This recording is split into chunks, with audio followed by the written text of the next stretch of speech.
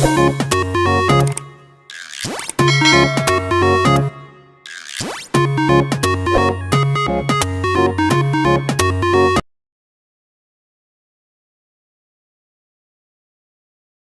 Students, आशा करती हूँ कि आप सारे लोग बहुत अच्छे होंगे और सारे ही अपने घरों में सुरक्षित होंगे। वेलकम टू किरण आदि शिक्षा, जहाँ पर हम स्टडी करने वाले हैं एनसीईआरटी क्लास 6 का लास्ट चैप्टर नंबर 14, जिसका नाम है प्रैक्टिकल ज्योमेट्री। इससे पहले हम 13 चैप्टर्स कंप्लीट कर चुके हैं और सारी ही वीडियोस मेरे चैनल पर उपलब्ध हैं। तो अगर आपने वो प्रीवियस इंपॉर्टेंट वीडियोस नहीं देखी हैं तो आप फटाफट से चैनल को सब्सक्राइब कीजिए। वहाँ पर मैंने 6 क्लास की एक प्लेलिस्ट बनाई हुई है, जहाँ पर जाके आप सारे प्रीवियस चैप्टर्स को पढ़ सकते हैं, वो भी बिल्कुल फ्री। साथ ही साथ क्लास 6 to 10th के लिए सारी ही क्लासेस की मैथ्स की वीडियोस वहाँ पर उपलब्ध हैं। तो आपके छोटे बड़े भाई बहन, आपके दोस्त, आपके रिश्तेदार सभी इसका फ़ायदा ले सकते हैं और ये तभी पॉसिबल होगा जब आप उनके साथ चैनल के लिंक को शेयर करें। तो मैं आपसे रिक्वेस्ट करती हूँ कम से कम एक इंसान के साथ या एक स्टूडेंट के साथ आप इस लिंक को ज़रूर से शेयर करें, ताकि वो भी उसका फ़ायदा ले सकें, क्योंकि ये बिल्कुल फ्री है, इसका कोई चार्ज नहीं है। तो ज़्यादा से ज़्यादा लोग इससे सीख सकते हैं, मुझे अच्छा लगेगा। हम आज प्रैक्टिकल ज्योमेट्री के बेसिक्स पढ़ेंगे, क्योंकि इसको अच्छी तरीके से पढ़ने के लिए पेन पेपर होना चाहिए। तो अगली वीडियोस में मैं आपको बताऊंगी पेन पेपर पे से कैसे करते हैं, लेकिन अभी हम इसकी बेसिक चीज़ें पढ़ लेते हैं। प्रैक्टिकल ज्योमेट्री, प्रैक्टिकल वर्ड लगा हुआ है तो इसका मतलब ये है कि प्रैक्टिकली हम चीज़ों को कैसे करते हैं। अभी तक हमने नाम तो सुने हैं, लेकिन प्रैक्टिकली उनको पेन पेपर के साथ कैसे ड्रॉ करते हैं ये सीखना है। तो इसमें आपको जो सबसे पहले सीखना है, जो सबसे पहली चीज़ सीखनी है, वो आपको ये पता करना है छोटे छोटे इंस्ट्रूमेंट के बारे में। ठीक है, तो जैसे सबसे पहले होता है रूलर, ठीक है, स्केल। सबसे पहले आपको रूलर, स्केल को ही कहते हैं, जिसको आप स्केल कहते हो डे टू डे लाइफ की लैंग्वेज में, वो रूलर होता है। ठीक है, आपके पास दो तरीके के स्केल आपने देखे होंगे। एक स्केल होता है छोटा, जो आपके ज्योमेट्री बॉक्स में आता है, और एक बड़ा स्केल होता है, ठीक है, जो आपका स्टील का भी आता है, लकड़ी का भी आता है। तो ये जो छोटा वाला स्केल है ये 6 इंचेस का होता है। इसमें एक साइड बड़े बड़े निशान होते हैं, तो 6 निशान होते हैं। ठीक है, 1 2 3 4 5 6, ठीक है, 6 इंचेस। और इधर जो है ये छोटे छोटे निशान बने होते हैं, 1, फिर ऐसे करके 2, तो ये यहाँ से 15 तक जाते हैं। ठीक है, 15, तो ये सेंटीमीटर्स होते हैं, ये इंचेस होते हैं। तो छोटे स्केल में 6 इंचेस होते हैं और 15 सेंटीमीटर होते हैं। और ये जो सेंटीमीटर है, जैसे 1 से 2 के बीच में भी 10 छोटे छोटे मार्क्स बने होते हैं, ये मिलीमीटर होते हैं।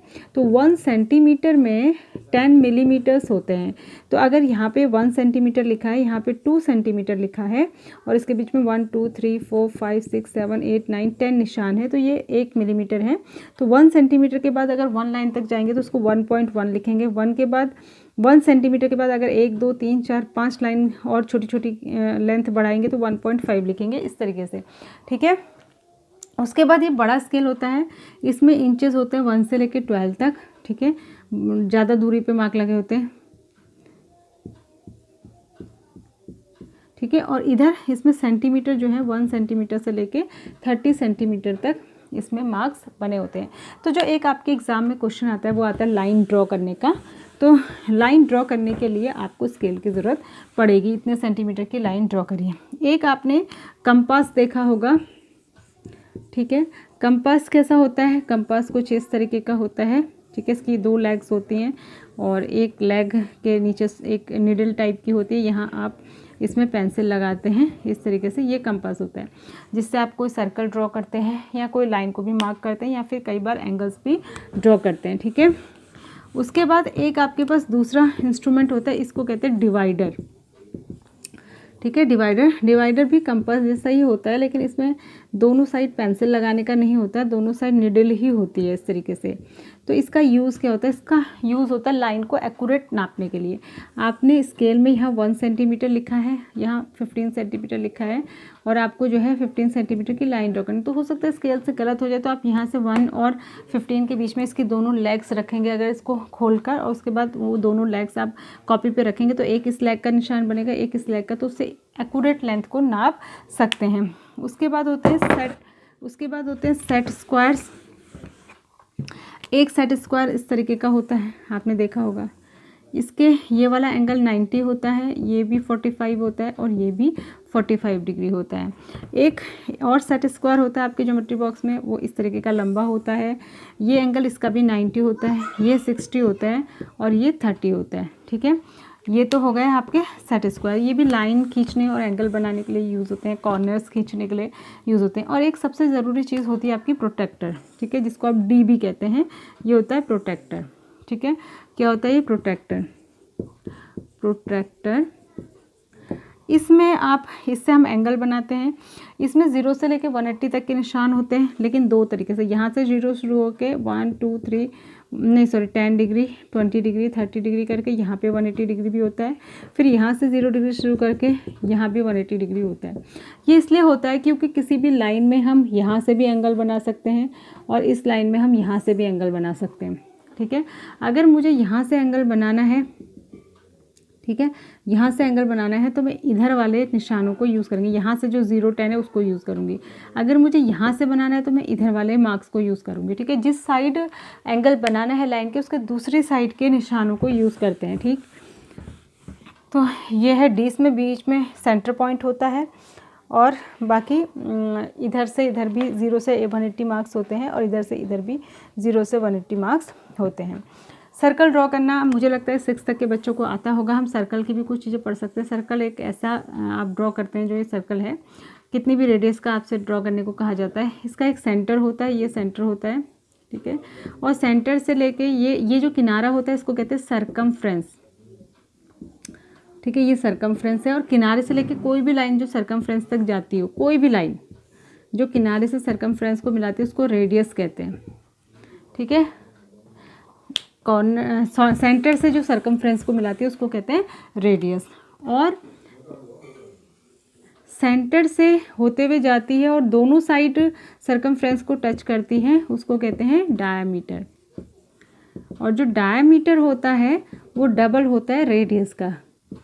ठीक है, यानी अगर ये डायमीटर 6 सेंटीमीटर का है तो 3 सेंटीमीटर रेडियस इधर होगी, 3 इधर होगी, क्योंकि सेंटर से जो लाइन सरकमफ्रेंस तक जाती है वो रेडियस है, तो इधर भी रेडियस है, इधर भी, तो पूरा मिला के डायमीटर हो गया।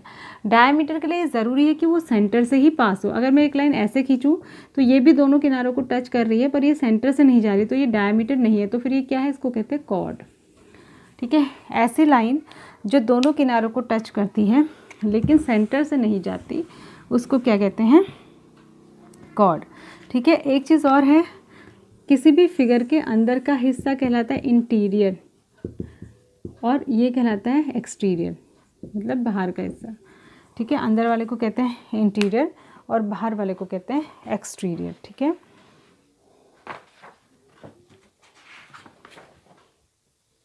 कुछ चीज़ें मैं और आपको बता देती हूँ। एक है लाइन और एक है लाइन सेगमेंट और एक होता है रे। देखो रे क्या होती है, रे होती है अगर कहीं पर एक डॉट से लाइन शुरू हो रही है लेकिन आगे एरो लगा है तो ये रे है। तो एरो जिस साइड लगा है इसका मतलब है कि एरो वाली साइड से इसको कितना भी लंबा बढ़ा सकते हैं। एक साइड तो एंड पॉइंट है लेकिन दूसरी साइड एरो है, और एक ऐसे खींचते हैं इसमें दोनों साइड एरो है, तो यानी कि इसको दोनों साइड को कितना भी खींच के बढ़ा सकते हैं, इधर को भी खींच सकते हैं, इधर को भी, तो इसको कहते हैं लाइन। एक होता है जिसमें दोनों साइड डॉट लगा के यहाँ पे कुछ नाम लिखा होता है, इसको कहते हैं लाइन सेगमेंट। इसकी लेंथ को और नहीं बढ़ा सकते जितनी है। अगर आपको आएगा एक 3 सेंटीमीटर या 4 सेंटीमीटर का लाइन सेगमेंट ड्रॉ करें तो आपको स्केल से एक 3 सेंटीमीटर की लाइन ड्रॉ करनी है, उसके दोनों साइड आपको एंड पॉइंट बनाने हैं, उनके नाम लिखने, तो उसको कहते हैं लाइन सेगमेंट। ठीक है, उसके बाद है एक होता है परपेंडिकुलर। परपेंडिकुलर क्या होता है, देखो मैं आपको बता देती हूँ। परपेंडिकुलर, अगर हमने एक लाइन खींची और इसके ऊपर हमने एक और लाइन खींची 90 डिग्री के एंगल पर, जिसमें हमने 90 डिग्री का एंगल बनाते हुए लाइन खींची, तो ये परपेंडिकुलर हुआ इसका और ये परपेंडिकुलर हुआ इसका, क्योंकि दोनों लाइंस के बीच में कितने डिग्री का एंगल है, 90 डिग्री का। तो जब एक लाइन दूसरी लाइन के ऊपर 90 डिग्री पे खड़ी होती है तो वो उस लाइन को दूसरी लाइन का क्या बोलते हैं, परपेंडिकुलर बोलते हैं। ठीक है, अब इसमें आपको जो आगे इसमें एक्सरसाइज है उसमें आपको यही सीखना है कि लाइन कैसे ड्रॉ करना है और एंगल को कैसे ड्रॉ करना है, ये सारे ही क्वेश्चंस हैं। अच्छा, एक चीज़ मैं और बता देती हूँ,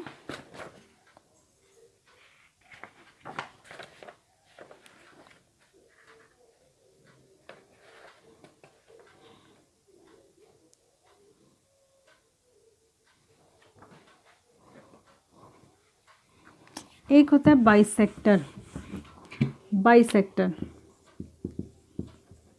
बाइसेक्टर एक ऐसी लाइन है जो 90 डिग्री पे ड्रॉ होती है और दूसरी लाइन को या दूसरे एंगल को आधा आधा करती है। अगर ये मैंने 6 सेंटीमीटर की लाइन खींची है और इसमें मैं एक 90 डिग्री पे एक ऐसी लाइन ड्रॉ करूँ जो इसको 3 इधर और 3 इधर बांट देती है, तो ये इसका बाइसेक्टर हुआ, परपेंडिकुलर बाइसेक्टर। ठीक है, जैसे परपेंडिकुलर लाइन तो मैं यहाँ पे भी ड्रॉ कर सकती हूँ 90 डिग्री पे, तो उस केस में ये बाइसेक्टर नहीं होगी। बाइसेक्टर ये तब होगी जब ये बीचों बीच में ड्रॉ हो। तो ये थे आपके बेसिक्स ऑफ प्रैक्टिकल ज्योमेट्री। आगे की वीडियोज़ में हम इनको पेपर पे ड्रॉ करते हुए सीखेंगे कि इनको कैसे करते हैं।